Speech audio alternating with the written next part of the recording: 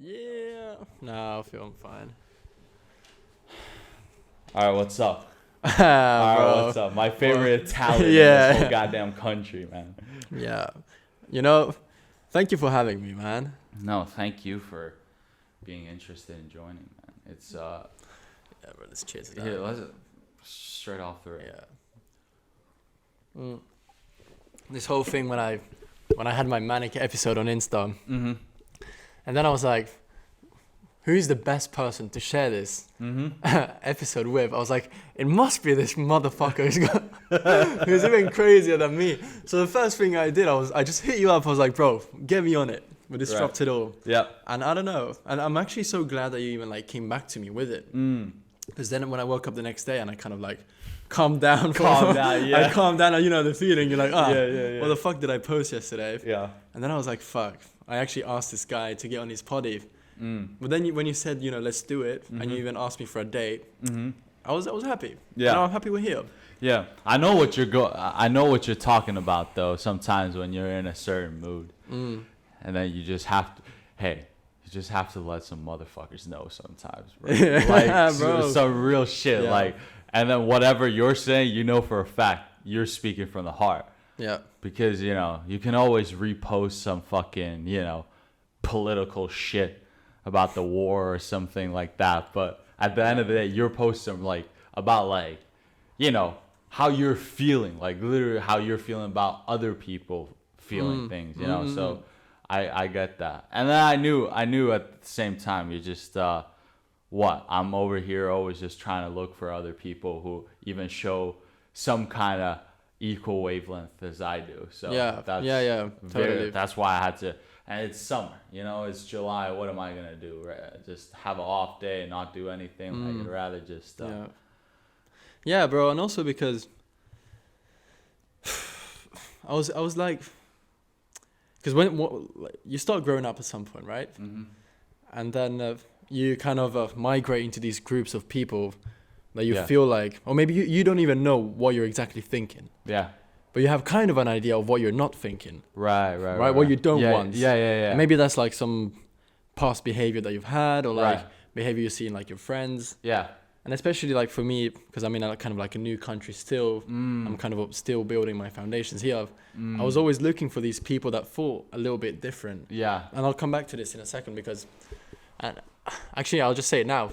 I see a lot of people here, well, like, you know, everywhere, but I'll speak about Finland because it's my experience right now. They think so similar and it pisses me off. And the worst thing, bro, is on the socials. Yeah. Everyone is the same, bro. You know how like, it's so cool to have how do you say even that word? Aesthetic? Aesthetic. Yeah. Fucking hell. Aesthetic, like stories, when you take like a 3-second video of like some fucking raindrops. And do you know what I mean, bro? And everyone's doing the same.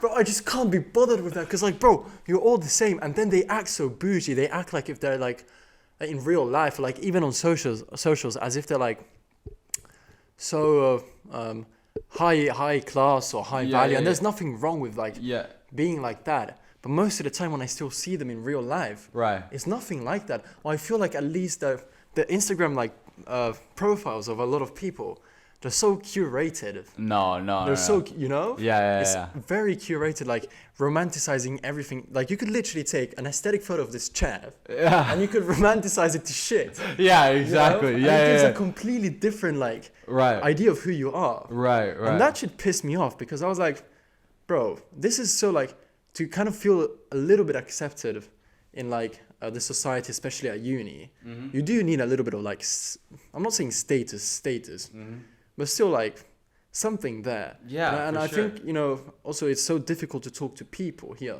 like to get to know them. So your social media presence is so important. And then I feel like, do I conform or do I not? Yeah. I tried to conform for a little bit. Right. And I was going through a huge crisis inside. I was like, what am I doing? This is not me. I had like all of these things that I had to let out, bro, and I just couldn't let them out. Yeah. And I feel like also things like the world does give you signs of like, if you're like shifting to a certain direction, you will see a lot of like characteristics of that direction popping up. Right. And to make this even better, the other day I saw for the first time American Psycho. You've seen it? Yes. So the whole point of that is the madness of the people that need to be like around others. They're like so concerned about their image. Right. That then their actual self Right. goes crazy. Right. And then, you kind of end up as a psycho. Obviously not killing people, but like... Yeah. Okay. Yeah. I see what you're saying. So my whole point when I'm like going on my little manias on the thing with the full concept and whatever, I'm like just putting some dumbass stories. Yeah. It's just, I really want to be myself with no filters. Right. Obviously, there are filters. Yeah. Sometimes, like, I'm not going to say, like, I don't have them. And I also say, like, I'll admit, sometimes when I post something, I'm like, oh, shit. Yeah. I feel like, ooh, what are they going to think about this and that? That's yeah. my first reaction sometimes, which I suppose is normal. But still, I try to be somewhat genuine and still spread a kind of like a good message. Yeah, exactly. Yeah. Yeah, because the underlying message is all positivity. Yeah, for sure. And I get what you're saying now, because it's almost not even the fact that there's, necessarily like no interesting people here. Yeah. But it's the fact that you're right, there's these similarities that people go to that it kind of just masks them. Yeah. It's just like, hey, I have this aesthetic now. So I'm going to use that. And then they go so far into that aesthetic, or they just live that lifestyle kind of thing where then then you have a conversation with them. It's like they're only kind of sharing another opinion instead of their own opinion. Totally. It's just like, oh, okay, no, but I'm this type of person, so I'm going to say this kind of thing instead of just coming from out here. So I get that, man. I bet it could get pretty ridiculous. Yo, and the whole anger or frustration culminated when I was at uni and I was talking to this girl, and I already clocked that she was a little bit, like with thinking like the masses think. So I was like, I said this one simple thing and I already knew the answer. I was like, I like capitalism. And her face frowned. I knew that was going to happen. And I felt like, come on, bro, are you serious? Like, if everyone wasn't saying that, you wouldn't be saying it. Bro, that literally set the fire inside me, bro. I just couldn't be fucked anymore. I couldn't. I was like, bro. Yeah, like, because please. You're saying a statement, and then it's kind of just like you're willing to take in their perspective, but then as soon as you say your perspective, something like there's no translation in the thing. Because I love capitalism too, but I love it in the sense that I understand there's other things than capitalism in the world. You know what I'm saying? It's like taking in all factors. I'm not just saying capitalism is the one way. Yeah. But I'm just saying that and then if someone talks to me about like the benefits of other fucking ways to run things, I'll hear you out. Yeah. And the world's big enough to see those examples as well. Yeah. That's what it's all about. You can also find the people that may think like the masses and whatnot, and that's totally okay. Yeah. As long as their motivations are pure, I would say, so you can actually learn from it. Yeah. So it does benefit you as well. Yeah. It helps, expand your vision, but then they're as open as you are to like hearing you out, And so that's why I'm like, I hit you up, bro. Yeah. Because I felt that you were being genuine, man. Like the stories where you, as I said before, when you were singing. Yeah. And just the way I did look at some of your podcasts. Like I'm not saying I didn't. Okay. But I did. And the way you're so natural and the passion that you talk about sports with, I think that's great. That's crazy. So I think I'm just trying to circle back to the thing. I'm trying to think of like ways that it might almost be a beneficial thing that people like think in the masses and not really, maybe it's how about it's like the stuff that you do under the sheets and whatnot, how that kind of like evolves as well. For example, like, before the 40s, no one was giving out blowjobs. Oh, right. Oh, right. Really? Came out, right? And then everyone was getting blowjobs. And then before right now, it was all about dudes eating ass, right? Like, come on, like that was the thing. Like, was it? Yeah. Bro, I'm not informed about this. Okay, I don't know. Maybe you were just out there. Teach me. I'm here to listen, bro. Before So 40s, and then this is like thinking like the masses, because I was there too. I was just like, okay, I gotta get my fucking mouth down in some mud pie, you know. I was thinking like, I gotta think like the masses. I gotta start giving out blowjobs now. Where is he getting? No, that was back in the. But then now the new thing is that chicks eat the dude's ass out. So no. No, I think that's the new thing. No one's ever eaten my ass. No one's getting close to my ass. Sick, but I think that's like the new thing now. Is it?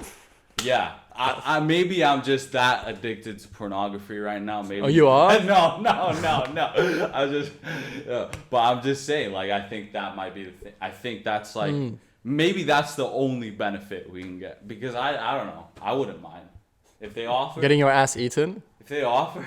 Bruh. But anyways, but then I would still, circling back, I would still want to hear it from her genuineness. Like, hey, Why she wanna eat ass? I genuinely want to like go down there with you, and then, you know, because I feel good about it. I feel empowered or whatnot. Then I'll be like, fuck yeah, go ahead. But that's still like genuine. You know what I'm saying? It's still their own opinion. Well, I don't know. I just felt like I wanted to throw in a little perspective. Okay, no, that's a good perspective. I'll throw in two perspectives. The first is maybe the new thing right now is like dudes eating other dudes' asses. How about that? Have you thought about it? Really? You know? Oh, surely, no? I mean, all the Pride Month shit. Oh shit. You know, like dudes eat other dudes' asses in that way. Sure, You're like, sure. that's the. Dude, I bet that's some like fucking dude. You want What? to talk about like lifting weights raises your testosterone levels? Is that facts? How about you fucking bending on all fours behind a guy that's on all fours, and you're just going in like that? Oh, Jesus. Testosterone level rises more than any weightlifting could ever do to you.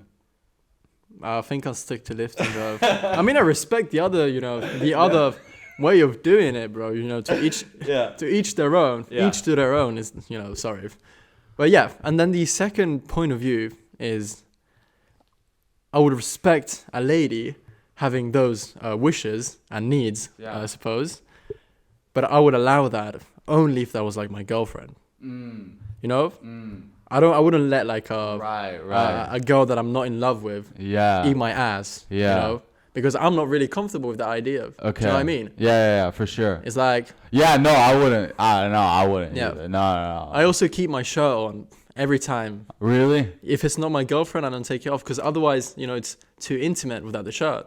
Yeah. And I gotta convey this message, Yeah. And some may think that's a bit weird. And I also may think sometimes it's a bit weird, but still, like, it's just my thing. Also, I've been going to the gym for like 7 months now, so I'm not that skinny anymore. Yeah. But before I was really skinny. Yeah. So also, like, out of embarrassment, I wouldn't take it off.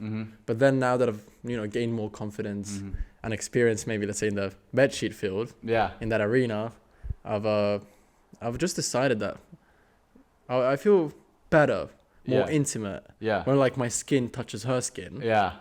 With my girlfriend. Fuck yeah. Otherwise, Fuck it's too, it's too intimate. Yeah. For sure. Yeah. Because you already know kind of how things are gonna going in. Yeah. You know what I'm saying? So, and I also respect if like the lady has something that she would only do with her boyfriend. Yeah. Because then I would be like, okay, our boundaries are clear now. Yeah, exactly. Yeah. And then if I'll do it again with this particular lady. Yeah. And she does the thing that she would do with someone like she actually likes or trusts, then I would feel better. Oh shit. I feel more comfortable. Yeah. It'll be easier, to let the other person in as well. Do you know? That's delightful. Yeah. I think that's Yeah. I can't talk about this shit right now though. Yeah, me neither. I can't go there. Yeah, but anyways. Yeah. That is the cost of bowling though. Yeah, that is. When you're bowling in the night out. And I wanted to ask you, because before this, for those that don't know, obviously, is we've been talking already for like an hour, because we haven't seen in a year. Yeah. And I wanted to ask you, do you like still go out? Do you still like go on nights out and stuff? Do you drink and? Okay, so here's the thing. I took a bit of a break from booze in general, like last year. Okay. Like just generally last year, like overall, I did not booze that much. Just the whole year on average, not that much. High school, it was all just because high school, it was just nothing but booze. And then after that, it still stuck around for a little bit. Yeah. So then I took a... But I just have to say, the fucking nightlife in this fucking country is dead. Dead? Dead. Yeah. Wouldn't you kind of agree? There are some nice spots, but guess what? Expensive? You're gonna be 100 light when you're Yeah, out there. yeah, for sure. Especially if you want to have a genuinely good time. Yeah. You're gonna be 100 light. Yeah. Like, and that really shouldn't be the case. I mean, yeah, you shouldn't be spending over 100 to have a good time. And then when it's especially at the overall level, still worldwide, you're not like, you know what I'm saying? Like, because I started partying. First time I ever drank, I was 15 years old. Okay, fair. Last year in Beijing, right? And it's the last month in Beijing. Last few weeks of school, we ain't doing nothing anymore. The kids, the whole way goes in China at least. Yeah. It's that when you get into high school, high school is 4 years. They do it like the Americans: freshman, sophomore, junior, senior year, right? Okay, freshman, sophomore. Oh, yeah. So I was in the first year first year high school, freshman year, and then usually there's always some sibling in our grade with like an older sibling that already goes to all the clubs and bars and knows all the contacts. Yeah. They pass that information down, and then slowly it spreads. Yeah. Right? And then I was the last of it, pretty much. The last one to get into it? Yeah. Okay. Out of the people that were clearly into like social outings, you know, because obviously there's a good chunk that just don't socialize, right? Yeah. But then, I was like, they would already been for like over half a semester, like over a semester. There were already kids in my grade partying, and I was like, one time I was like, all right, let's just do this, right? I don't mind it at all. So then I asked my friends. I always had friends who did it, so then I was like, hey, can I tag along? Listen, the international schools had their own bar, and our own school had our own like pre-gaming bar. Really? It was called Smugglers. The Smugglers. Smugglers. That sounds so dirty to me, bro. Yeah. But it's like 5 kwai shots, and 5 kwai is, I don't know, 50 cents, less than 50 cents for a shot. And then you get there. And then you're doing just 5 kwai shots. I was nerdy enough to get a beer. No one else was drinking beers. You know, they were drinking vodka Red Bull. I drank a beer. You know, it was my first time drinking. Yeah, for sure. And then you take this 200 to 500 meter walk from the pre-gaming bar. Yeah. And then you just walk into top 50 clubs in the world. Like right there. Beijing 15? Central. 15. You could get in? They wouldn't check ID. All you had to do was do the security check. You get there, your name is already on the list because you texted the fucking promotional manager an hour ago. Yeah. And then you're already there. You check your name off. They give you a wristband, which is free drinks for the rest of the evening. Nice. Right? And then that's it. You're in a club, and then every now and then everyone chips in maybe like 100 to 200 kwai to get a table. Which is in euros? 20 euros. Okay, yeah, not bad at all. 20 to 30 euros. Yeah. You chip that in, you get a table literally ranked up there with like clubs in Ibiza and shit. Yeah. You're 15 years old. It's insane. And let me just say, you don't have the table culture in Finland. No. I'm yet to see one club that has like VIP table kind of thing. Yeah. Maybe, I mean, there might be, but it doesn't at least feel like no, it doesn't feel, there's nowhere near it. Yeah. But I'm actually really curious. How's the drinking culture in China? I don't want to like sound like prejudicial or whatever, but like I'm actually ignorant. Very, it's very popular. Okay. At least in the international school scene. It's extremely popular. Like, yeah, it's as soon as you get into high school, then you sort. And they do it quite a lot. I'd say they do it kind of like American colleges. A bit. Like, every now and then, one guy has a bigger party here, and then otherwise you go to clubs, and then there's all these, like, within the grades, there's these, like, maybe, like, traditional, like, social outings and whatnot. Like a party for the freshmen, or like a evening. I think there's a bonfire for the juniors where they, like, you know. So lots of shit. Yeah, so, like, stuff. a lot. And then it's all there.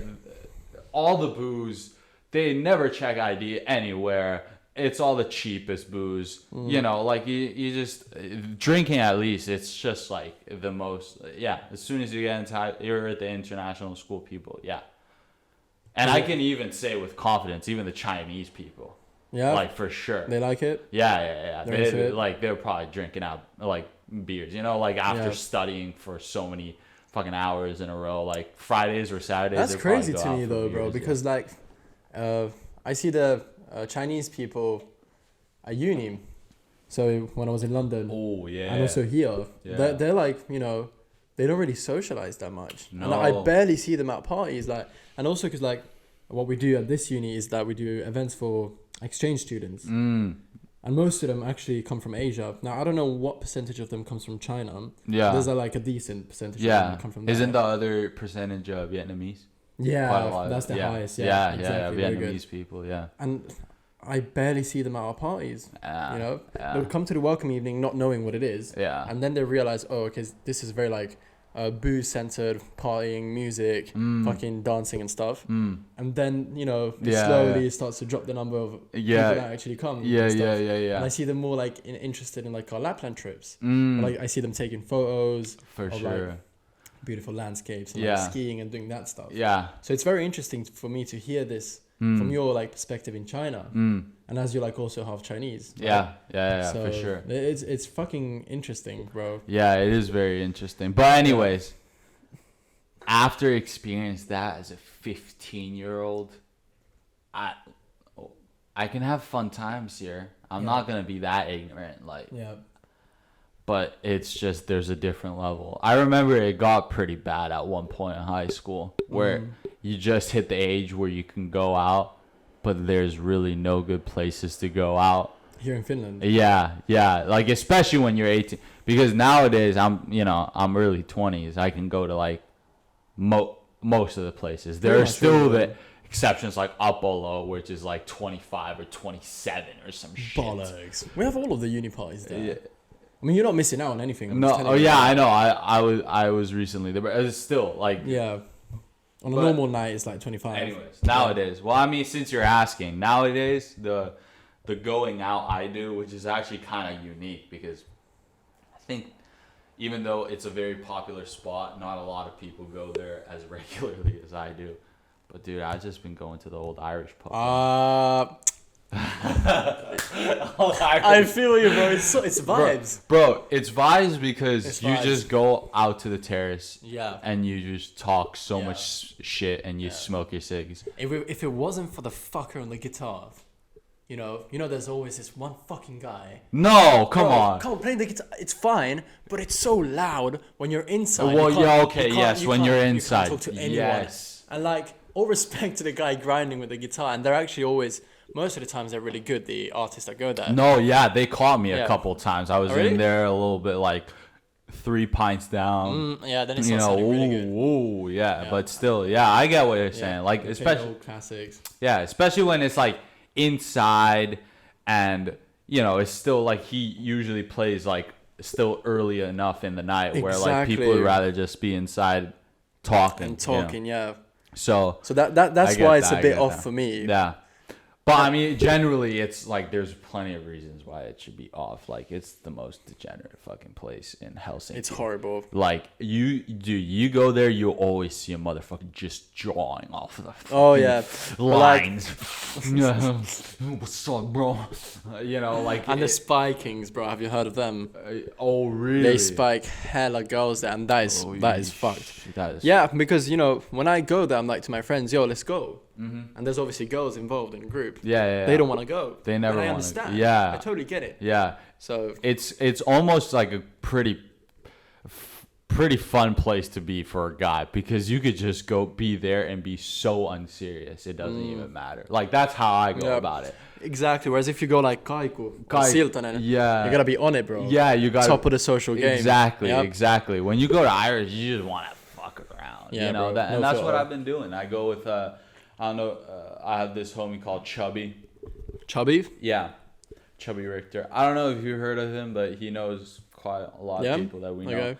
But anyways, he's a really handsome fella, and I usually just go with him. Actually, he started work with me at Joe and the Juice. Oh, shit. So we work a couple of shifts, and we have this tradition now that if we close the place together, then we have to walk right across the street to Old Irish Pub.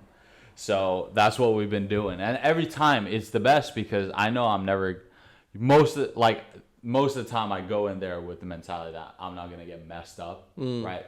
I rarely ever do, just generally, but still, like, you know, not go too crazy. Yeah. Just go there, have your few rounds, smoke your cigarettes out there, and then if some other people are like asking, like, "Hey, what are you doing tonight? What are you doing?" "Oh, right here." And then we'll come over. So that's what you do. Yeah. Okay. And then you just talk shit out in the terrace, and then you always bump into someone new, you know, and then you're already socializing, everything.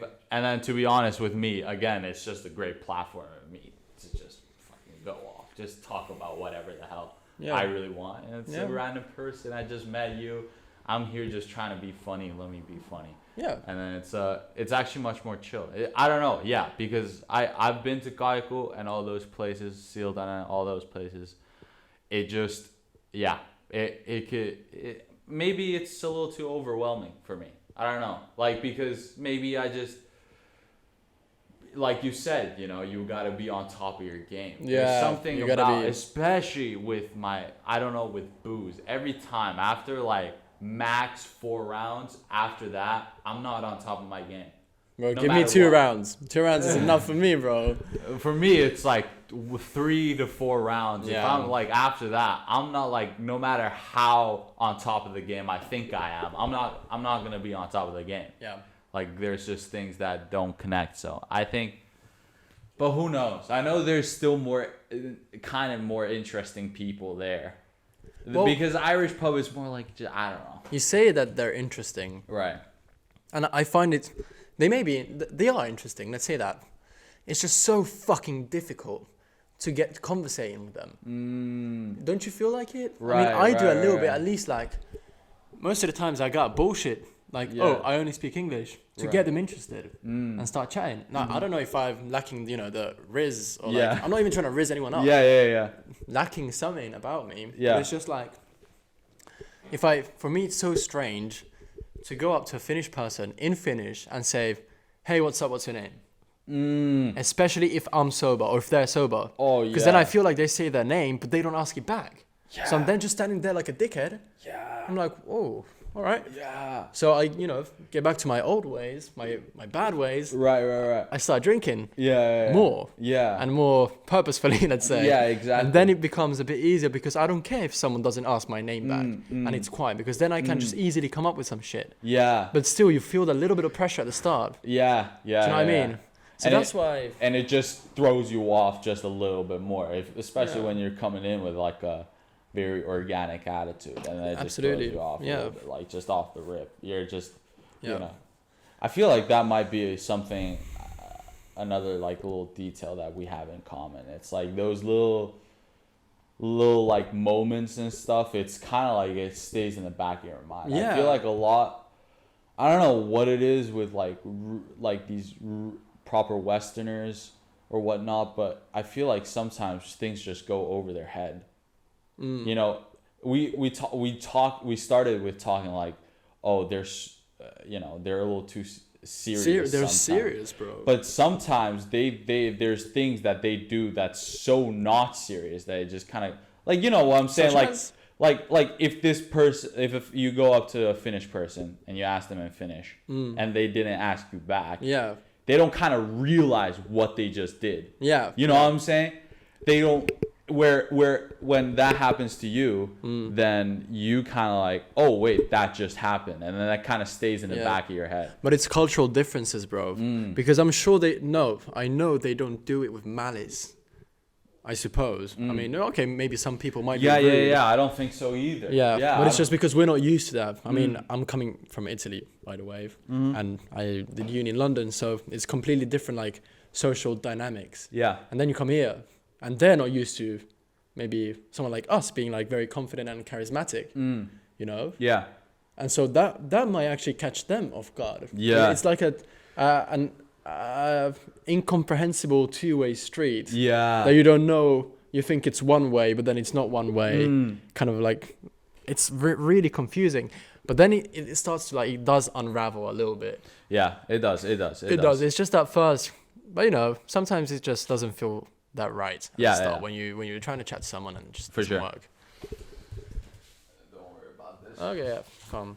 It just, my camera has a setting and can't record for more than 30 minutes. Okay, no, calm. But yeah. So we're 30 minutes in. Yeah. Okay. But yeah, it's interesting. And but how many years have you now lived in Finland? Because total or this. Let's say with a conscious mind, because if you say total, I suppose you were here when you were younger.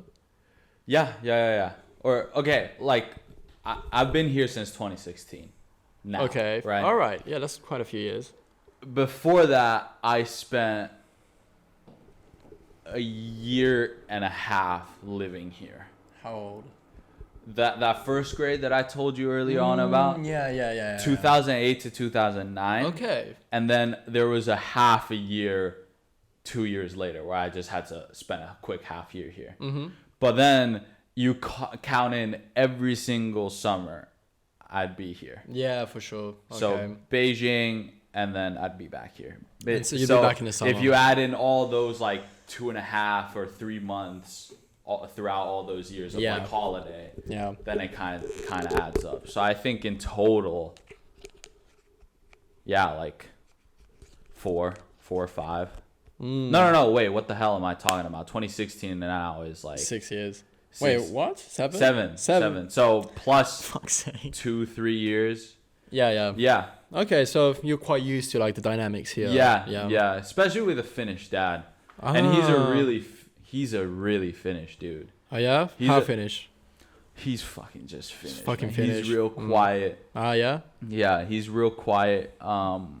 You know, but then there's the fact that there's something about him that's still like, you know, quirky in the sense that he took like a big risk into, you know, marrying my Chinese mother and all that. A risk in the best way possible. I mean, look what they goddamn created. I was just saying, like, how did this come out, bro? But, like... but I'm still saying, like, yeah, but you know, fucking dad's a Finnish dude. The only thing that doesn't make him Finnish is the fact that he actually doesn't like drinking coffees. Oh, that's Finnish. Yeah. Finnish men drink their coffee. Everyone in Finland drinks coffee, bro. Yeah. Bro, I see some people, girl, man, whatever, drinking 4 cups a day. How? Bro, I can do 1. That's it. Yeah, for me, 2 is like a... Yeah, like 2 is the max. Yeah, max pretty much. Yeah, 2. How? But I don't know. But that's what's been weird about my dad. That's pretty much like the one thing. Otherwise, he's a pretty like Vanta, dude. Vanta too. I see. Fucking so. I don't know. So I've always known the mannerisms. Yeah, for sure. And I for sure see that inside of me. Because I play into it. I wish I could just be this like really socially outgoing guy, right? All the time. That's fucking like, you know, going up to people, talking all the time. But then sometimes I'm in public and I'm just like, even though I kind of maybe have this urge of like just talking to someone randomly or something coming up with a conversation, that inner Finnish of mine will just come in. It's like, just stick to this. Just I feel you. Stay here. Don't make a fucking emotion. Yeah. Just cold-blooded stand there. Ignore everything you do with your... Yeah. Bro, I can so relate to you with this double nationality thing. Because do you agree that it's like more often than not, it's like an internal struggle between the two different sides, you know? Yeah. Because, I mean, I suppose also Chinese... Because at least Italians and Finnish people, they're so different. Yeah. You would even say polar opposites, right? Yeah. We talked about it before. One's like relaxed and doesn't give a fuck pretty much. And the other one's more serious and like grinding and on it. Yeah. And now I don't know, again, I don't know much about the Chinese culture, but do you also feel this internal culture conflict? Yeah. Right? Yeah. It's very difficult because when you're young, you can feel very lost because you don't know which like aspects of which side to pick. Yeah. It's so tough. How many times little kids or adults or just random motherfuckers have come up to you? It's like, where are you from? Where are you from? Yeah.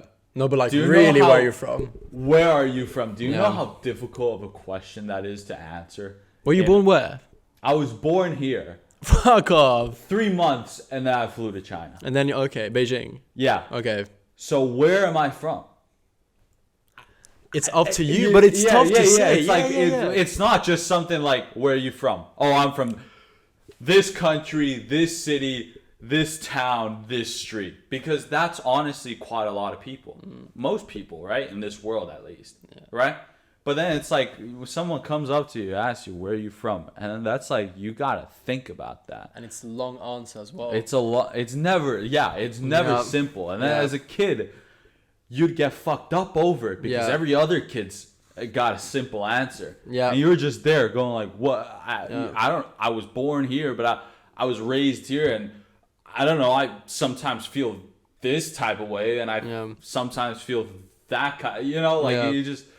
But it's also a privilege because you can like make up your answers. Like not like make up, but like differentiate them. Yeah. Because I've come to this point that I grew up in Italy. My family's still there. My best friends still come back there. Some of them still live there, right? Yeah. My childhood friends. Yeah. So someone asked me, and if I want to give a short answer, I'm from Italy, but I'm half Finnish, right? Yeah. Otherwise, I say, look, I was born in Brussels. I went to Italy, lived there for 10 years, went to London, came here, half Finnish, half Italian. Depends on like how much I want to answer it. Right. You know? Yeah. So I feel like that's also like pretty cool because you can kind of tell more about your story and shit. And for it's, sure. Yeah. I guess, in a sense. I mean, now I've realized the privilege of, you're like, oh shit, like, I have this kind of like a cool answer, you want the short version or the long version? I got both of them, Which one do you want, bro? Yeah, for sure. Locked and loaded for you. Yeah. So that's like the fucking sick part of it. And, and it changes. That's almost the best part. Maybe with us more, it's like it evolves. Then later we'll be okay. Because like, your answer might have been different when you were like 12 years old to like when you're now, right? Yeah. So that's for sure like something I keep in mind the whole time. When I was 12, I'd still say I was from Brussels because my heart was still there. Right. Yeah. And that's the thing too. It's very. I don't think it's easily explained that like where your heart is, because you said your heart was in Brussels. Where's your heart now? Italy? Yeah. Yeah. I mean, but it's moving. Yeah. It's shifting. It's shifting. Right? It's shifting. Yeah. Because when I was really lost, when I went to London, and I was just like 18 there, and because at high school I had everything, I don't want to sound like a cunt, but I will sound like a cunt. I was the shit, let's say, the group of the popular kids and president and whatnot. Yeah, exactly. I was the shit too. Like, but no disrespect to any other people. Yeah. But like, whatever. Let's just, you get what I mean. You were having a good time. I was having a good time. I was really happy with myself, and obviously just the comfort of everything. It was just so easy to live there and whatever. And I went to London. I was a nobody. I walk in the hallway and no one would say hi to me because I didn't. From ground zero. For real. So I was so lost. But I always had this concept in my head, which was, home is where the heart is. It's a really common concept, right? Yeah. But I never really understood what it means. And then my friend once told me, home is where the heart is. Where is your actual heart? It's inside you, innit? So it's always with you. Right. So home is where you are. You just gotta make it home. Okay. Do you know what I mean? Yeah. You gotta make the environment you're in comfortable enough for you to call it home. Right. And that's when I realized, wow. Okay. That's true. So I went back to London after Christmas. So then that was in 2020, right before Corona started. And I started building a life for myself there. Yeah. Because before I was scared to do anything. Right. Yeah. And do you know what I mean? That's okay. But it's when you when you don't get it, yeah, it's so tough. Because say you live somewhere else, but your heart is in another country. Yeah, it's so difficult, man. It's so difficult. Yeah, and it closes your mind, bro. Yeah. I think that's the weird thing with me as a kid. You know, I was always glad that even though I was in Beijing, and clearly I was in a privileged state. I was in an international school, which is a private school. You pay tuition to be there, right? I always realized I was privileged. Like, that's what I always realized. Because when people ask me nowadays, especially if they ask me, hey, how was Beijing like? The first thing I tell them is, well, it was pretty damn great, but that's just because I come from like a privileged perspective. Right, yeah, for sure. Right. So I think that's why as a kid, I always thought my heart was over here. Because here, I know everything's equal. I'm just like everyone else in a sense that I'm in the neighborhood. I'm not like, it's not security around the block. Like, I'm just here. Like, you had that in Beijing? Yeah, for sure. Jesus. Yeah, for sure. No foreigners live in a non-gated community. Yeah. No, you're living in gated communities. That's so interesting. Interesting.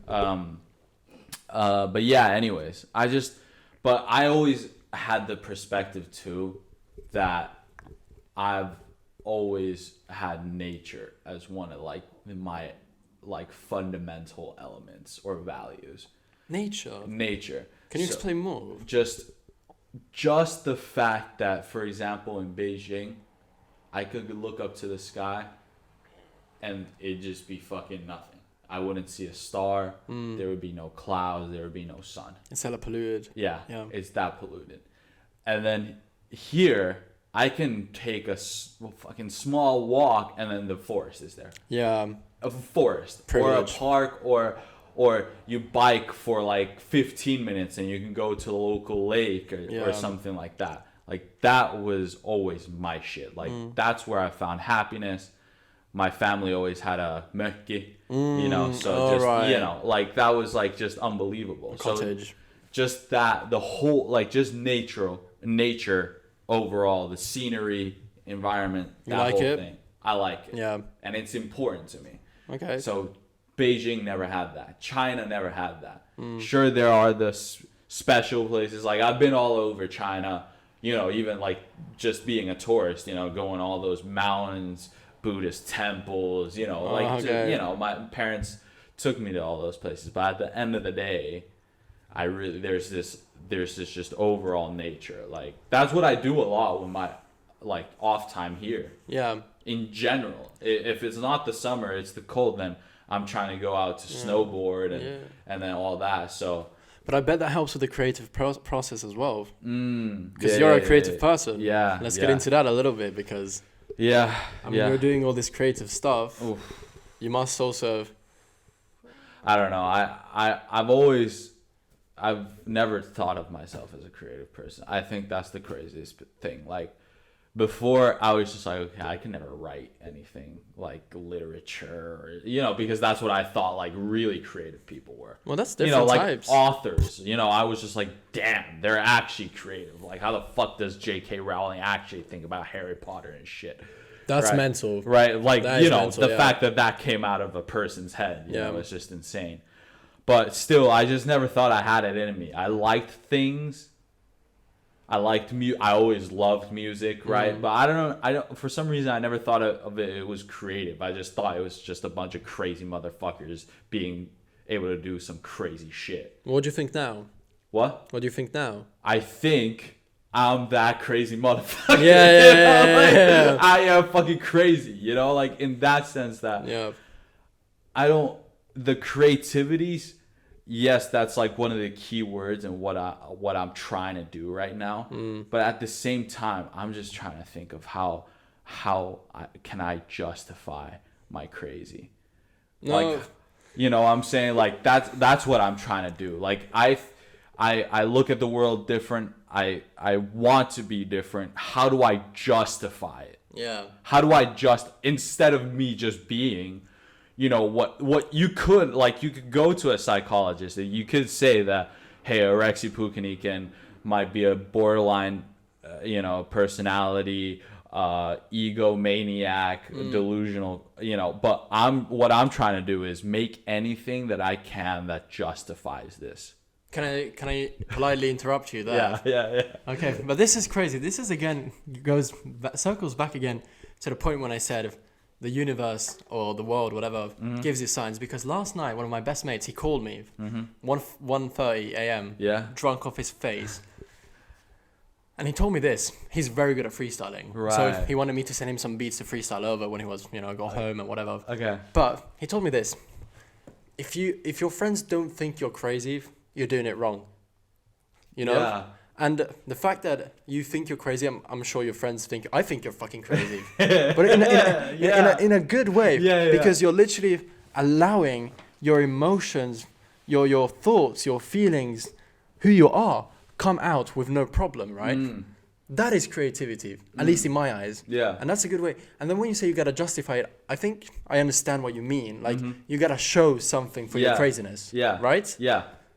I don't even think you need to show anything. I think the fact that you're showing your craziness Right. is already a good enough justification to do it. Okay. Because you will, anyway, get somewhere with it, and might not be where you're aiming right now, but you'll get somewhere else. And maybe something else that you'll get to is what you were, quote unquote, meant to do. Now, it depends whether you believe in meant or not meant to be or whatever, but like, don't try to, in my eyes at least, don't try to show something for it, even though it would be easier to show something for your craziness. Because then you'd feel also a bit more calm and, I'm crazy, yes, but I still got, these achievements. Right. I still did this. I still got this amount of money in my bank. Right. But at this point, when you don't have that, you're building that. Yeah. And you're also building your craziness, I guess. Yeah. It's fine. It's okay if there's no results, I suppose. Yeah. And that's, again, circles back again to the point at the start. Why I really like what you're doing is because you're okay with it. Thank you. And you let it show. Yeah. And you are justifying it by putting your craziness into the creative work that you do. Right. Like your podcast. Your short movies. What do you call them? Okay, so I made the short film and short film. That thing. Okay. Just want to get the words right. Yeah. But yeah, so I think it's fucking cool. Thank you, man. Thank you. Yeah. I fucking even just one homie like you showing support like this means a lot, because it just simply means that, okay, maybe I'm not like, maybe this isn't all in my own head in that sense because I think a big part of this is, I'm not trying to say I'm an artist, but I am a bit of an artiste, at the end of the day.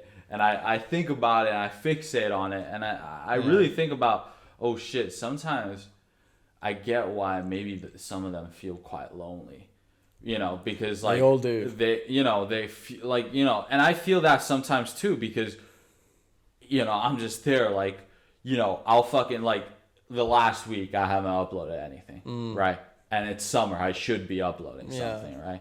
And then that's what gives you the kick. Yeah. And then I'm just there thinking like, God damn, I should be doing something. I gotta be like, when I'm at home after work, I'm just doing the fixating on these things, and I think about it, and then I plan out what I'm gonna do next. And then sometimes I think, okay, well, other people are just thinking about much more other things, and then like every now and then the comfortable things. Yeah, more comfortable things, and sometimes they're more thinking, hey, when should we meet up to go hang out? And I'm just there like thinking like, what about this? Like sometimes I will have those days where I upload something, and then later on in the evening I'm out doing at a social outing. Yeah. But then I'm so caught up in the thing where I'm just like focused. I'm just like constantly checking the views, the analytics, the stats, and then like just looking over it. Like a little bit self-obsession over here, but it's fine. You gotta be, I guess. I look at the video again and again to just kind of be like, wait, but this is cool, right? Because I think it's cool. Then upload it. Right? Upload it. Yeah, exactly. That's the only thing because not many people will understand you. Maybe the ones around your, like in your circle, I would say. Mm-hmm. But there are so many people in the world that I'll spoil this for you. Maybe you already know it. You are not unique in that way.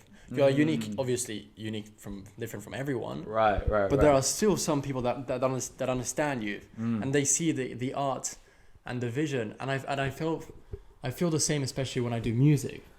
Like I like to do melodic music, melodic rap, like that kind of stuff. Oh yeah. Juice WRLD style. Fuck yeah. Lil TJ, Lil Uzi. But a lot of the people that I'm friends with, for example, in Italy, or a lot of people I do music with, they do more like hardcore rap, hard lyrics, hip hop kind of thing. They can obviously take a more like modern beat, but they'll still spit their own shit on that. Right. And it sounds fucking good, and it's great. Yeah. And a lot of people like it. And then my hook comes in, or my part comes in. I might be talking about sadness, substance abuse, right. And they don't fuck with it that much. They say it's good, but it's not as good as the other guy, and I agree. Right. But it's still my thing, and I like it, and I just keep doing music. I don't release it. I don't plan to make it big in music or whatever, but I still make it all the time because I fuck with it. Fuck yeah. And how many you got in the bank right now, bro? Money? No. Oh, but songs? Like, yeah. In 3 years, 200 songs. Yeah. And I made from 80 to 100 because some of them are not like completely finished in 1 year. No way. Yeah. Jesus. What was this period? The 80 to 100 in 1 year? 80 to 100? Yeah, not 1 year. Was it just this year that just happened, or was it? I'll take away 4 months of last year's fall. Okay.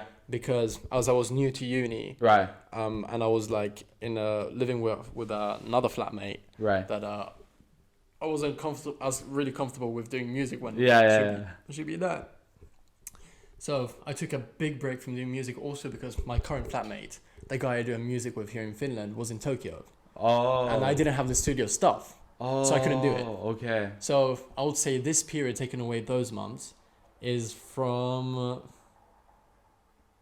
January 2022 up until, I'd say, now. Okay, maybe it's not exactly a year, just a little bit over. Yeah, okay. But yeah, mate, that's it's just so much fun, bro. Wow. Yeah, I can imagine. Yeah, and something about music too, man. It's something about music. It can kind of catch you, because I don't know. Well, for me, it's like I don't know. There's with music, there's like a deeper level of I don't know, something with the fucking sound wavelengths. I don't know. It just catches you because. Yeah. As long, at least on my level, like I think the only level where pure talking would catch you is like if you're like a top 10 stand-up comedian ever or something like that. But otherwise, I think like there's just something about music. As soon as like some beats and melody just intertwine with the words, you're just already like caught up in it. And the emotions that stem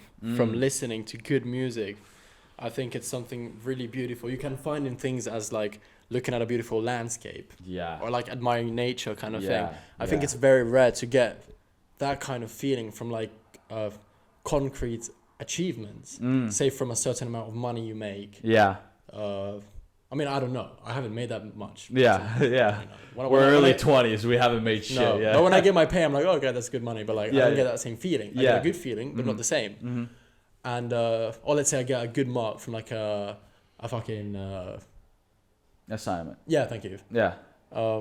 It's a good feeling, but it's not the same. Do you know what I mean? Yeah, it just isn't the same. Yeah.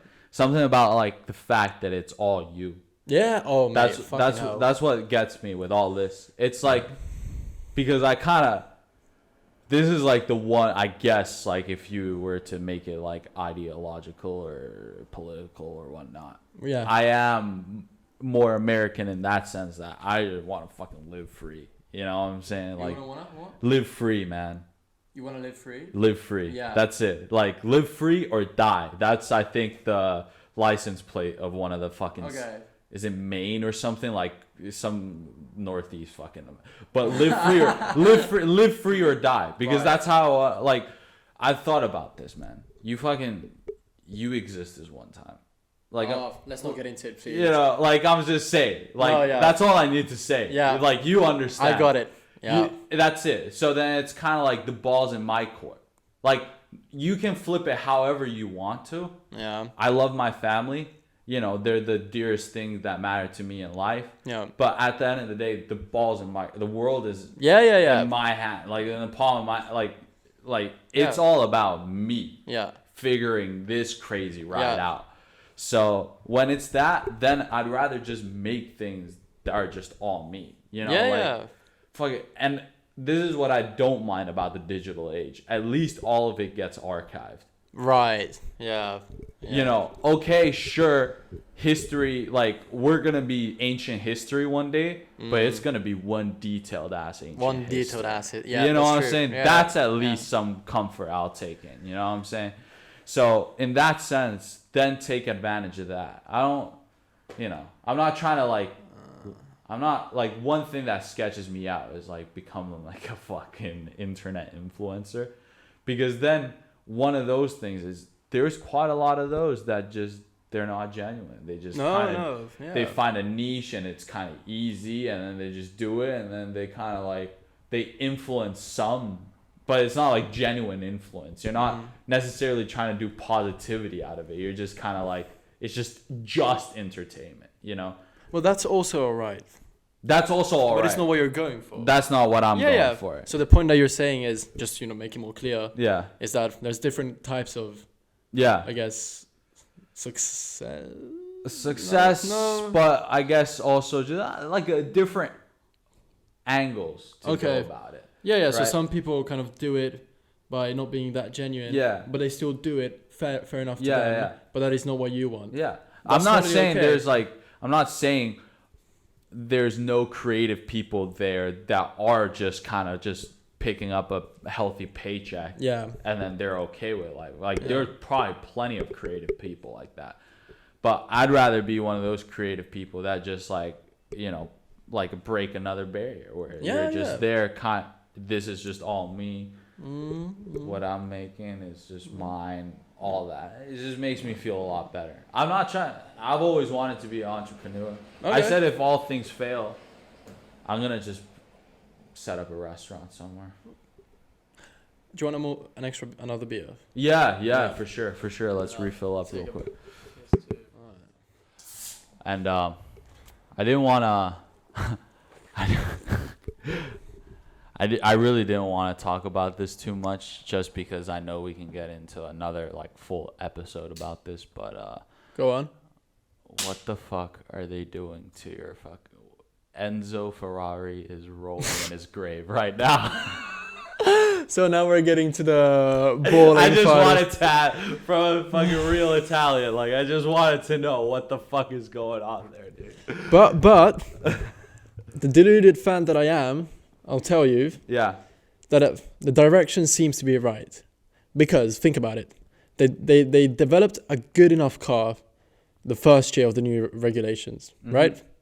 It's just, it wasn't a competent team, apparently, you know? And so they did have a good car for qualifying, but with the upgrades that came throughout the year, and the couple of mistakes Leclerc made, that obviously... they came, in my eyes, because of the added pressure that came through the mistakes made by the team. For example, France was a make or break. Yeah. It wouldn't have been a make or break if it wasn't for like Monaco and the other things. Right. So good enough car, but then Red Bull really stepped it up because they clocked what they were missing. Yeah. Ferrari didn't. And so if you look at it, they were doing the upgrades that didn't really work compared to Red Bull, and Mercedes then started catching up. Okay. So they stopped doing upgrades for the year and they started working on this year's car, which you can see it's not Vasseur's car. Yeah. It's Binotto's car still. Yeah. And it's utter shit. It is pretty shit. Isn't it? Yeah, It's still better than the Mercs. Yeah. But now they're doing these upgrades and they seem to be working. And they seem to also be minimizing the mistakes. I mean, you know, Yeah. we get on social media every time after a race, Yeah, Ferrari fucked up something. Yeah, No, they didn't. Yeah, They didn't. They didn't. Okay. They didn't. Yeah, that's what I've been adamant Yeah. about too. They didn't. Over dramatic. Yeah. Oh, bro, because it's fun and gets clicks. Yeah, People agree with it. Yeah. It's you know, you just hang on to it to milk even more the whole Ferrari narrative. Yeah. When it's not really there. Mm-hmm. So I am quite confident. And the good thing is, yes, Kimi won the last. Yeah. Shout out Kimi. The last yeah. Drivers' Championship. Was it 2008? 7? 7. And since then, they haven't won. Yeah. But since then, they've been shit. Mm-hmm. They completely fucked the car of the hybrid era. Mm-hmm. They got close in 2019, 2018 too. But then driver mistakes, Yeah. Dalia, Scuderia, what is it? Team mistakes. Yeah. And then they cheated on the power unit, was Yeah, it? yeah. On the engine. That was 2019. Yeah, that was 2019. Yeah. So you see, for the whole time there, they've always been on the back foot. Right. Second car, third car, fourth car, fifth car even. Yeah. Now, last year they were second car. Now they're fighting for the second car. I mean, Leclerc did some mistakes too. Mm-hmm. Let's talk about Australia, Yeah. for example. He did some mistakes. There's been mistakes, yes, but it's still up there. It's like the best, Right. like not considering Red Bull, Yeah. it's up there. It is up Yeah, there. It is. So it's already a better starting point than, for example, the hybrid era. Mm. So just Red Bull seems impossible to get. Yeah. And they did win Le Mans. So Yeah. it's not in the completely they in the did mud. win Le Mans, It's yeah. not completely in the mud, but it's still not where Ferrari should be. Yeah, exactly. Yeah. I gotta say this though. I gotta say this about your Ferrari. My boy Sainz is gonna win it. Out What are we winning? Like if anyone's winning it from Ferrari, it's What, a Sainz. race? No. Like the fucking Championship? yeah. Cap. It's Sainz over. That is Leclerc. bullshit. What do you see in Sainz? No, What in Sainz tells you that is championship material, fam? Dude, Sainz, dude. I think he is. Give me some of that, bro. I'm getting nervous. He's the. I am convinced he's the fastest guy there, in the sense that I think naturally just the fact that, dude, it's in his fucking blood. Bro. Okay, define fastest for me, because I think we've got a completely different idea of what you... Because he's like, bro. He's like, it's in his blood, dude. His dad, 2-time Rally World Champion. That motherfucker is born to drive a car fast. Yeah, you know what I'm Schumacher's saying? dad was seven-time world champion. Yeah, and everyone's sure that Mick is fucking gonna come back like to a fucking like a top tier team, you know. But I'm just saying, dude, Sainz got fucking balls that Leclerc doesn't. He doesn't have balls, Sainz bro. has balls. That's so not true. He just doesn't. He doesn't have the consistency and the maturity. No, if like anything, he's Leclerc. got that. I don't know. I think Sainz just got balls and he just wants to race the fuck out of the car. But I disagree. otherwise, he doesn't give a shit. I think Leclerc gives too much about because I heard this perspective from a friend the other day. It's like they're almost putting too much pressure on Leclerc. Yeah, true.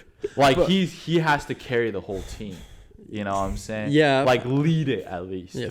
Yes, and do you think also he's got this role model kind of status that he cannot break? So the good guy, the Yeah. Ferrari disciple. Yeah. So that's why he doesn't complain on the radio maybe as much as Sainz. When everyone knows how intense Leclerc is. Yeah. Like Leclerc is intense as fuck. Like if he gives the most fuck about like racing in general. Like he puts that pressure on himself. And it's really fucking weird because you know, he really is that like handsome, nice guy. Yeah. That's silly and very likable. Yeah. He's like the textbook Formula 1 champion. Yeah, exactly. But it's just like we all know he's probably as intense and fucking like, you know, just next level like Schumacher, like a fucking total animal, you know. Just, But is he missing the fuck you attitude? I think a little bit. A little bit. A little bit. But I think when you were saying Sainz is less consistent and less... Yeah. What else did you say? Consistent and something less else? mature. Mature. I'd say less mature. I think it's the other way around. I think Sainz is consistent, if anything, and is way more mature because you don't see him defending for his life against a Perez or like an Aston Martin when he doesn't have the pace. Right. He lets him go and then focuses on the tyres and his race. And he doesn't go for that crazy overtake. Right. Do you know what I mean? I think he's more conservative in his driving. And he's such a pussy in defending. He's a Bottas in that, I'd say. Yeah. Whereas Leclerc, he's more of a fighter, but then that fucks up his tyres, you know? I feel like. Yeah. So I think he's a bit less consistent, at least this season he's been. Yeah. And a little bit less mature. I think even last year, he was pushing too much when it wasn't necessary because he was slower. The car was slower than Verstappen. Yeah. And that would end up in a mistake. Right. Do you know what I mean? Yeah. So maybe in that perspective. Yeah. I don't know, man. It's just crazy. I really like the sport right now. Bro, I love it. I really like it. Are you a fan of any driver? Well, Bottas, of course. Personally, and this is like, there's no way around it. My heart is in Alfa Romeo right now. Oh, Joe? Joe and Bottas. Okay. Like, yeah, what do you mean? Yeah. I'm Finnish and Chinese. You got Finnish and Chinese driver. Like, my heart has to be there. Like, either way. I gotta, like, you know what I'm saying? So I'm rooting for them all the time. You know, they are pretty, like, inconsistent in the sense that, you know, every now and then they will do pretty damn well. Yeah. You know? And, damn well? Like, damn. Like, bro, they'll like, maybe, like, one car gets into Q2 and then one car even gets into Q3 and then one car scores a point. Considering some races they're 19 and 20.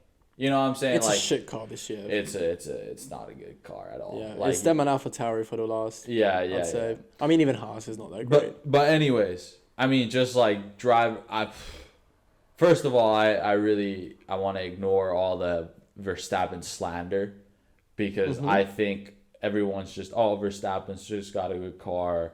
It's so boring. It's like, dude, that guy is fucking nasty. He's destroying everyone. And he's not even, like, holding back. No. He's not even, like, that's the whole thing. That's what makes you a champ. It's like, sure, you could have the fastest car. And you could, but he's not even, like, holding back. No. He's just, like, so I think that's next level. And I'm convinced Lewis Hamilton's going to win the 8th one before he retires. You really think so? I really think so. I think Mercedes, generally, they're literally looking at Lewis Hamilton as their way into dominating the hybrid car era. Like, in the market. Because, bro, have you seen those new Mercs? Out here in the, with the smooth grills, like, what the fuck? Like, they look kind of sick. And, of course, every car company is going hybrid now, and they're trying to make their car a little And fancy. so you're telling me they're putting all the chips on Lewis? Yeah. To get the... Yeah. Who else has made Mercedes cooler than Lewis Hamilton within the last decade? The guy that beat him in the same machinery. What? Yeah. Exactly. Rosberg. Yeah. Absolute goal. But, like, seriously, that guy, like, single-handedly on the public image-wise has made... totally, bro. Yeah. Like, that's why I think F1 genuinely is a super interesting sport because it has some real-life applications. Mercedes were they've been winning for the last 10 years. Yeah. Right? And that's why Mercedes are cool right now. Remember, bro, before the Lewis Hamilton won for Mercedes was just like those boxed fucking Mercedes. Really? That, like, I don't know much about it. So. Like this is at least my interpretation of just like, analyzing these things or whatnot. Yeah, for sure. But they were just like these boxy old Mercedes, right? And then they were like fucking, they were kind of like Volvo-ish in a sense that old dudes kind of drove it. It was a little bit nicer of a German car, but that's about it. There's no cool in it. There's no cool in it. But now it's cool. Then Lewis Hamilton from 2013, 24 just kept on winning all those years. And what did that do? Nowadays, Mercedes is fucking cool.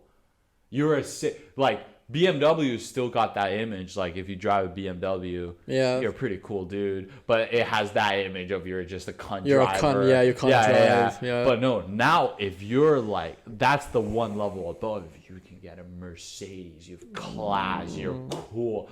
And who else is like that than fucking Lewis Hamilton? And the fact that he won that many championships in a row, that dominant. It's all just like real. I think the only way Mercedes is looking at a marketing perspective of, hey, how can we still do better even in the hybrid era of things? Because they were late to the game. They were late to the game. It's only like this year or end of last year when right? They were late to the, but then now they're like thinking, okay, one more. Like if Lewis Hamilton can win one more in a black Mercedes instead of a silver one, like it's just fucking game over. Like, I don't know, because I see what you mean with a strategy-wise, that there needs to be a Mercedes winner in order for this goal to be fulfilled.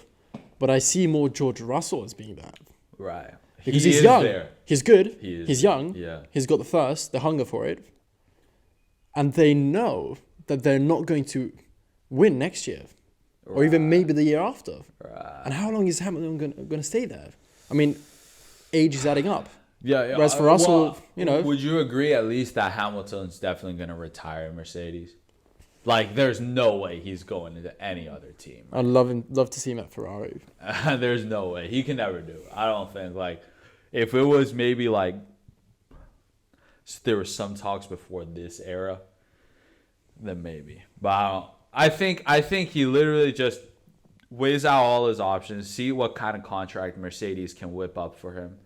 And then he's like, either I keep on going till I get the 8th or I just retire here. Like, that's it.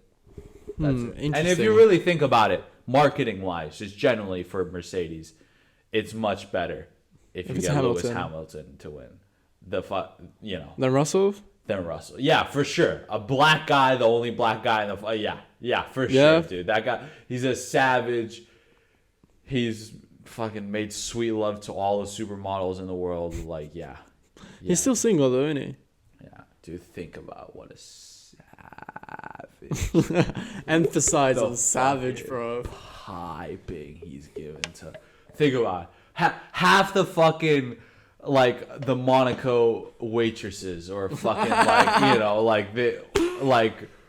off the Monaco VIP hotel conciliaires or something like that. He's definitely you reckon? Oh yeah. Or I feel like he's too focused on the driving to like pipe. No. That's the whole fucking image, dude. Oh. Like I'm so into changing the world and driving the race, risking my life for this machinery and whatnot, chasing greatness. And then at the end that's all a facade for the pipe. Yeah. Bro, you're so full of shit, bro. What are you saying, man? At the end of the day, he's just worried about getting his fucking pipe clean. Bro, do you have people around you who call you out for the bullshit you're saying? Because you really do something like that. No, this is really, I really think that like Lewis Hamilton, he's just next level. No, he is next. Oh, like piping? Yeah, probably. What? I mean, he could pipe anything he probably has crazy good core fucking strength. Imagine if he thrusts. Oh my god, how do we start talking about maturity and the next step in life to this? But like, there's a reason why he's single. That's the whole thing. But you know who pipes a lot as well? Alonso. He's swimming. But nowadays he ain't though. Back in the day, Taylor Swift? No, he's still piping, bro. No, he's surely, dude. No, have you seen crocodile in the water? Oh. What do you mean? Have you seen him, bro? No. Have you seen his bank account? No. Have you seen his girl? Like he's got a girl. Yeah. And it's not Taylor Swift. No. Bro, I bought into all of that fuck. No, it's this banging like fucking half Malaysian, half fucking Spanish like sports journalist or something. It's well, who do you think pipes the most out of the grid? Nick DeVries? He'd managed to fumble that. Yuki Tsunoda's fucking having an orgy with like 10 fucking 2-meter tall blondes, like. Nah, bro. Oh my god. I can't see it. I don't see it. No. Pierre Gasly. He's got a girl, has he? I think generally out of like image, bro, it has to be Okay, not Hamilton. All right, we get it. Next. Right. Okay. Well, then what name did you just say? You said a really interesting name. Gasleave. Gasly. Gasleave. He's gas. He's like French. He's French. Pierre. Good looking. Pierre. Pierre. Oh, Pierre. Pierre. Yeah, like. Pierre, can you lay pipe? First of all, it's like he comes from a country where guaranteed all the women in that country at least want to sleep with him. You know what I'm saying? Like, is that how you see the French? Yeah. Or I don't know. Yeah, a little bit. Like, little bit? I don't know. Like if you're like fucking like Nick DeVries. I don't think most Dutch women will want to. Nah, but he's also ass, bro. You can't like, yeah, you know, yeah, he's got the money, but then they're like, yo, your ass still. Yeah, yeah. Like, no. No, but okay. Logan Sargent. He's from Miami, innit?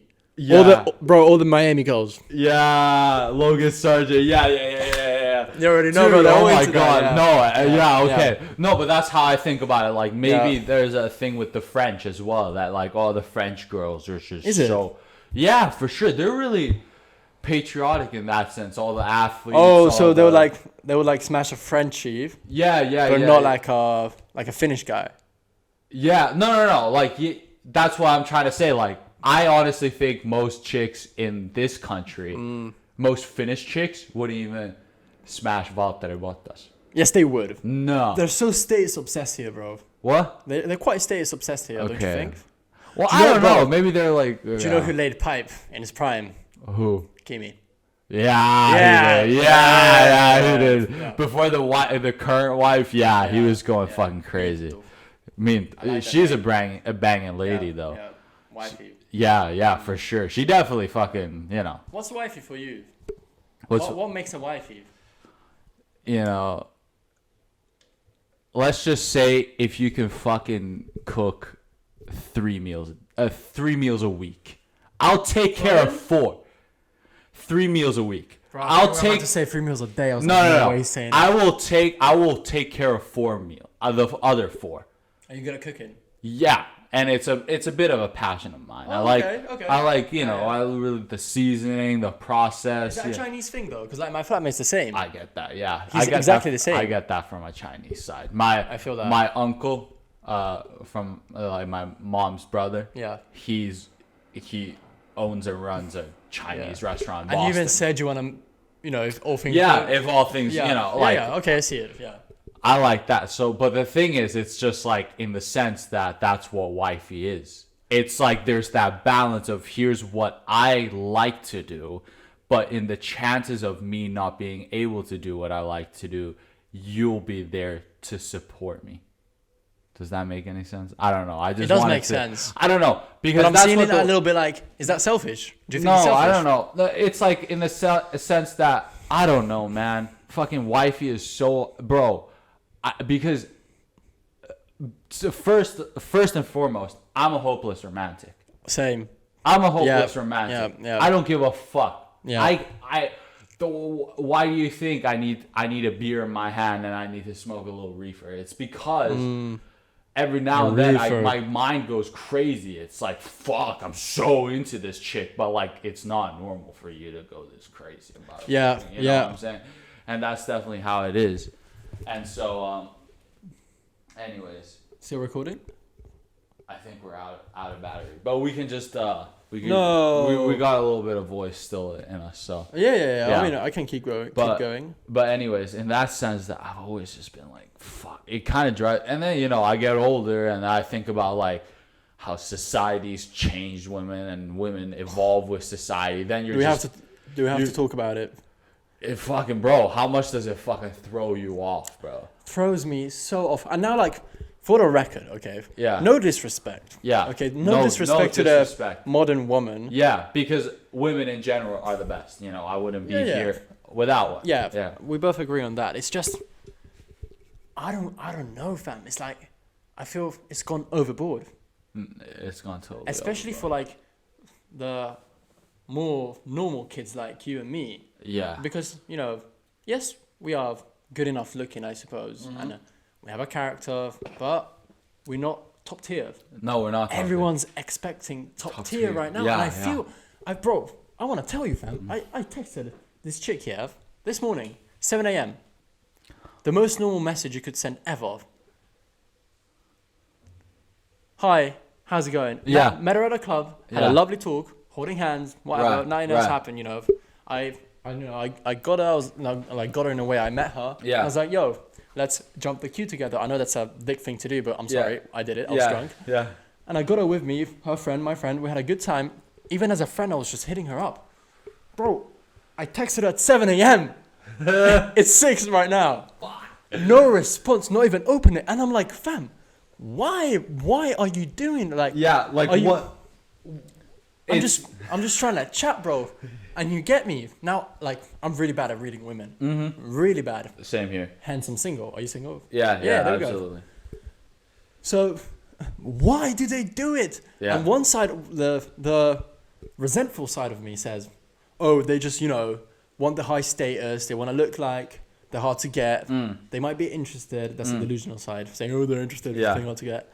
The resentful side says, oh, they're all like that. They just want to play this game. They're not really like that. And then the rational side of me says, okay, well, she just might not be interested and doesn't know how to tell me. And that's because it's uncomfortable to tell someone, right? Right. But it's difficult to accept that. Yeah. Especially when you chatted in real life, it seemed okay. Yeah, exactly. Do you know what I mean? Yeah. And so there's this side of me, like the realist side, that says that. You know, they don't just not interested. Yeah. And then there's the hopeless romantic side. Yeah. That says that they might be, but they're playing the game. Yeah, they're playing the game. Yeah. So in that sense, I can't comment. But it can't be because we're both thinking it. Yeah. There must be this little change in culture and in what it means to be a woman. Right. That they make themselves more bougie, more valuable, which is fine. But when it gets to the point that even having a normal conversation with someone who's a nobody gets to a point where you can't have it, that's when I feel a little bit disrespected. That also might be my insecurity speaking. I think but it's how I feel. No, I feel the same way, brother. I feel the same way. And I think a lot of young men, now like I sound like Jordan Peterson, but like I feel still that a lot of young men feel that way. Because most of my friends are single. Yeah. And they're still like nice people. Yeah. Even good looking. Exactly. Right? Yeah. And most are not even interested, especially here in Finland, I've noticed. I know I talk a lot about Finland because it's really stuck with me. I like to analyze people and societies. I did it in London, I did it in Italy. And there's a lot of beautiful things I can like list, but like, let's talk about this first. I'm like, they don't even want a relationship. They're so focused on their uni, on their work. Everyone is so busy. Everyone's got something else going on. And I respect that. But isn't the whole point also to like share whatever you have going on with someone else? Yeah, exactly. Do you not think? Yeah. Isn't that the beauty of it? Yeah. Oh man, yeah, for sure, bro. There's like I find it beautiful. Yeah, the sharing. I mean, damn, that's really a new way to think about it, because I really haven't. I've just thought about like in the grand scheme of things, but even in like the uni level, that it's just like you're working all these assignments and then like and then you do come to these social outings. Well, then why don't you like then socialize and then like be actually in a situation where you are like willing to like just, you know, share bits of yourself to someone else, and then if there is someone a little bit more special who's like willing to listen a little bit more, then it's just like naturally you just go into that. Then I don't know, is it like standards have gotten really high maybe? Because I also feel for myself like my standard in women has gone really high too. Oh yeah. So it's a two-way street for sure. Like I'm not saying it's their fault. Yeah, it's a two-way street. Yeah, for sure. it is. It's a two-way street. And that's very interesting how it's gotten to this point. Yeah. Well, everyone has these incredibly high standards for everyone. Right. That end of the day, no one is enough. Right. Because there's honestly just a select few that might actually fit those standards. Yeah, exactly. And 90% of the people that have those standards might not even, you know, talking in modern terminology, might not be up to those standards. Yeah. If you want to be ruthless about it. Yeah. You know. Yeah, for sure. I mean, it's just I think it's all about how fucking just the whole like a general ideology's been evolving. It's about like it's more about yourself And then if you do find that some other person, you're just supposed to make each other feel comfortable in a sense. Is it?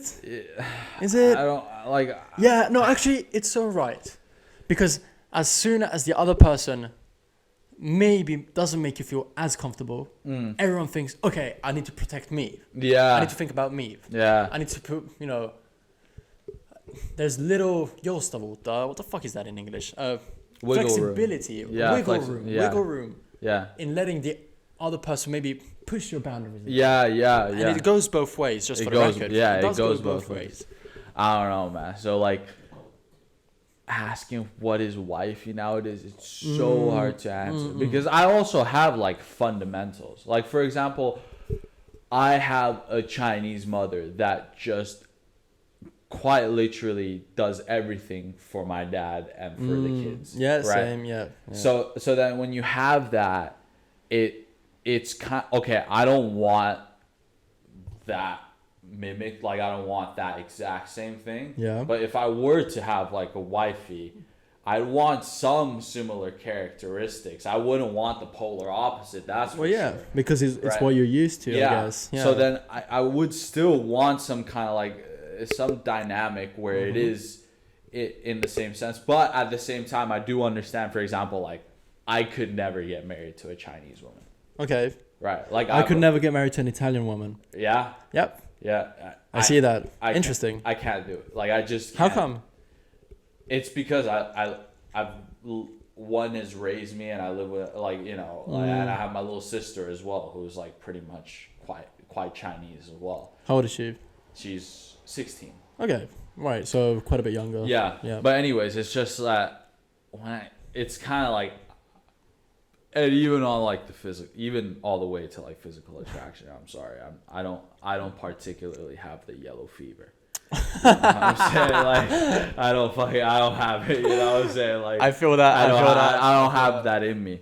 So that's that. But otherwise, it's just I've always loved the Western women in the sense that it is quite free thinking. Yeah. No, for because sure. I compare it to my mom where it's just like, okay, we have to raise the kids right and then make sure they study well and then all that. Like there's an obvious like kind of goal to raising a kid, where I've really respected the Western like mom where it's just like, you know what, we've given you shelter, we fed you, now figure it out yourself. No, that's for what sure. that's what I've always liked. So that's for sure something. I don't know. I know there's gonna be a wonderful balance. I've thought, what are Italian women like, bro? Tell me, like if it's a big no for you. So I don't want to generalize. Yeah. But in my experience living 10 years in Italy, seeing and being around Italian women, seeing Italian couples, mate, they complain so fucking much. Bro, they just fucking complain about everything, bro. Really?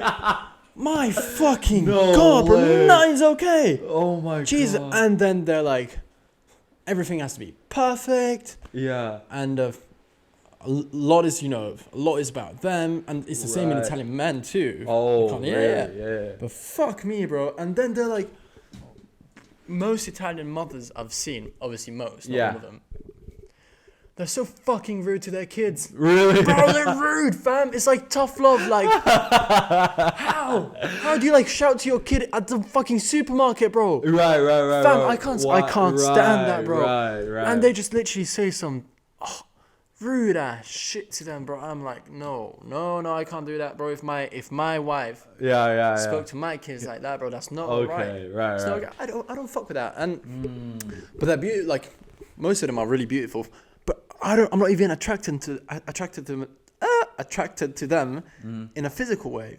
Right. Do you know? Right. I don't think I've ever, maybe just a couple, maybe 2, max 3. Yeah. I'm not saying there's been exceptions on my behalf either. Yeah. No, I've been with max. Yeah. I'd say 3 completely Italian girls. But that's just like a night thing. Yeah. They're fun. They like to chat and very interested, very social. That's really great. But I just couldn't be together. But they're the type of girls that at 25, they still post their heartbreak stories on Insta. They're like, shit. don't let them stand on you, stand on or some shit like that, Holy I gave you my heart and it was full of mistakes, Yeah. You Oh get my no, God. you gave me your heart, it was full of the lucid dream theory or whatever. Yeah. And like, bro, I did that too when I was 16. Yeah. Maybe when I was 18. Yeah, but Maybe when I was 19. Yeah, 25. But not at 25, bro. No way. Okay. I'm not gonna do that. I've always fantasized about getting married to an Italian woman because most of them are Catholic. Oh, the values are great. And values are great. Guess what? Because they're Catholic, they don't believe in divorce. You know what I'm saying? Like, I don't believe in it either. Yeah, That's I don't like divorce, bro. I don't like that. I don't like it. It's I get it. I get it. I get it. Yeah. But I think there is something fundamentally wrong about it. Like if it happens, then either you just pulled the trigger too soon, and you didn't actually think things through, and then you might have lied to yourself a little bit, or it's down the road. Yes, you are thinking about yourself, and I probably would do the same thing if I were to ever end up in that situation. Yeah. But then there's so much like sacrifice that goes into it when there really shouldn't be any sacrifice to begin. Yeah, especially if you have kids. But I don't want to jump on it on a divorce hate bandwagon. No, neither. Because you never know of the circumstances. Yes. Maybe it's an abusive husband. Yeah. Maybe the wife cheated. Yeah. So what are you gonna do then? Yeah. Yeah, exactly. That's understandable. Yeah. But if he loses his money, she loses her money, and you leave. That's not okay. I don't fuck with that. Yeah, you're supposed to. Yeah. That's it's till death do us part. There we go. That shit. So I really believe that. I've always believed in marriage. And I think that's the beauty in it as well. Yeah. You commit to someone for the rest of your life, and that someone is so special that you're willing to go through anything. Now, quote unquote anything, because there are some things you probably shouldn't tolerate. Yeah. But still, the roller coaster of life. With someone. Yeah. And that's beautiful. No, that is beautiful. I mean, I personally think that's the whole point of life. Yeah. And the kids. Yeah. That's literally like. Yeah. I still think that traditionally, I still have that animal in me. Yeah. I see. I have this existence to produce offspring. Oh yeah, of course. That's pretty much like the gist of things. Yeah. Right. And then of course there's so much positivity and beauty that is involved. But at the very like simple basis of explaining it scientifically, that's about it. And if you think about it, there are two things you can leave on this earth once you die, because two ways to be immortal.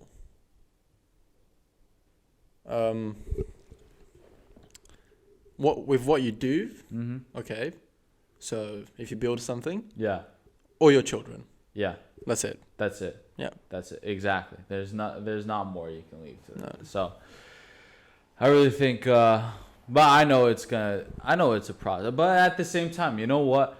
I really don't like it how white people, they just like fucking date each other for like 7-10 years, and then it's like around this age too, and then it's like, what the fuck are you doing? Do you date to marry or do you date to date?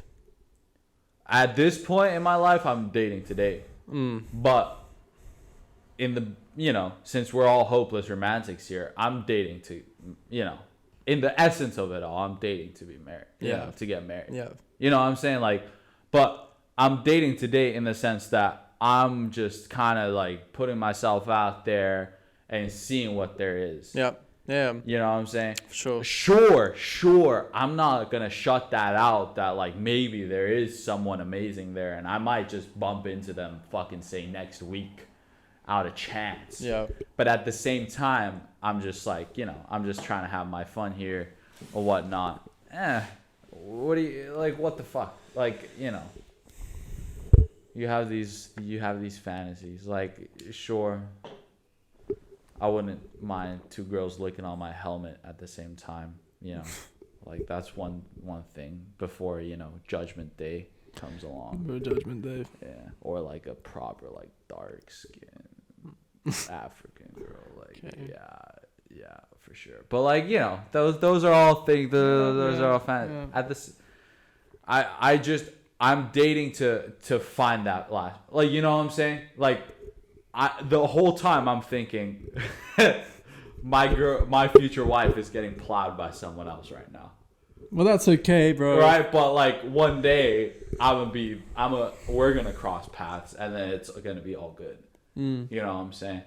She's somewhere out there, on her own path, doing some dope, cool stuff, and I'm here doing your own dope school. Yeah. And then one day it's just because I really do think it's natural. Oh, it is. That's for sure. Like, you know, like I'm sure you've done enough exploring that. There is just levels of like, there's even levels of connection. Yeah, for sure. With girls, like sometimes there's like zero, there's fucking nada. Sometimes there's a little bit.